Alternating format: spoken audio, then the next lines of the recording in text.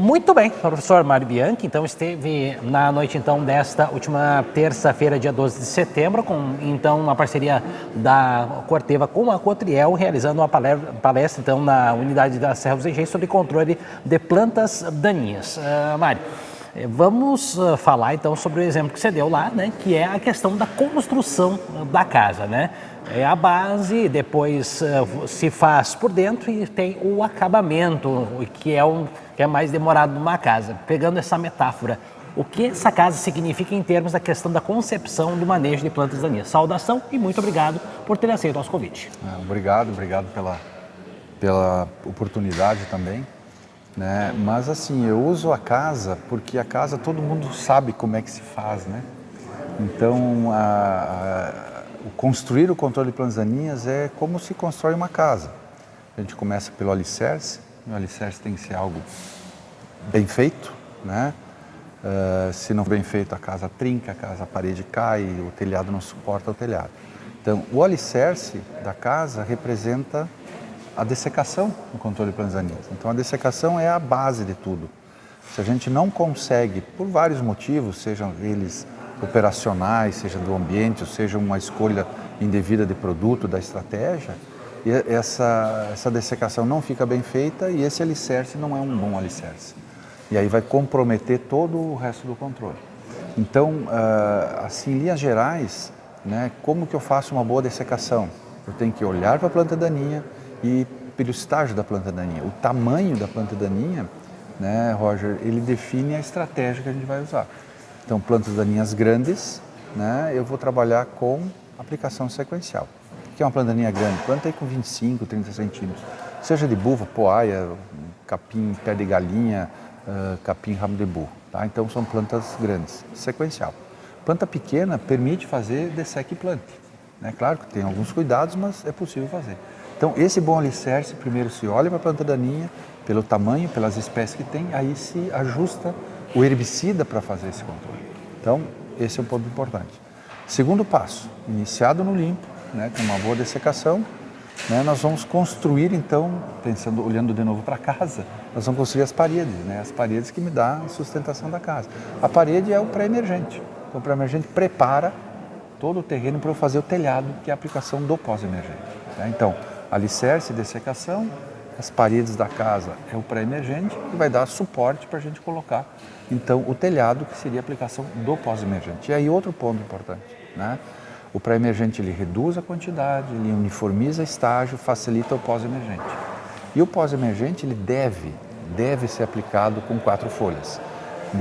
Não adianta, se deixar passar mais tempo, a planta daninha fica mais tempo em contato com a cultura, com a soja, e vai tem mais potencial de causar redução de produção, além de o herbicida não funcionar direito. Então, o estágio de 4 folhas é o que determina a aplicação do herbicida pós-emergente, seja 4 folhas de folhas largas, seja 4 folhas de gramíneas. Né? Esse é o ponto-chave. Aí a construção nossa está completa, né? Alicerce bem feito, as estruturas, né, da parede com o pré-emergente e o telhado finalizando o controle, então, com o pós-emergente. Então, é dessa forma, não dá para deixar, isso é importante destacar, não posso colocar toda a responsabilidade do controle no herbicida pós-emergente, por melhor que ele seja. A gente já tem vários exemplos, né, ao longo desses anos onde que se colocou toda a aposta de controle pós-emergente e aí falha. E se falhar o pós, eu não tenho mais outra alternativa. Então, por isso que é importante a construção de controle, você começar por etapas, né, e entregar para o pós-emergente realmente a finalização, que é o telhado da casa.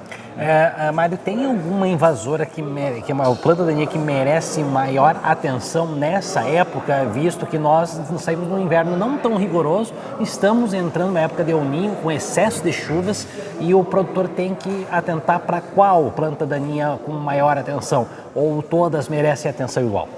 Eu diria assim, nós temos algumas que temos mais dificuldade. Aqui na região, né, o pessoal relatou no nosso bate-papo aqui, enfrenta bastante problema com capim rabo de burro, né? Então, o capim rabo de burro é uma planta de controle mais complexo, então eu tenho que começar com antecedência a semeadura, não dá para deixar para os últimos 2 semanas próximo da semeadura, que o controle não vai ficar bom, então é necessário, a partir de agora, né, já estamos na metade de setembro, né, já começar a providenciar controle.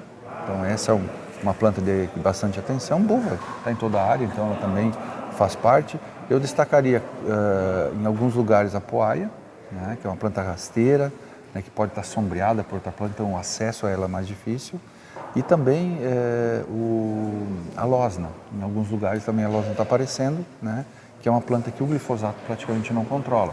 Então o auxínico, os herbicidas auxínicos controlam muito bem, né?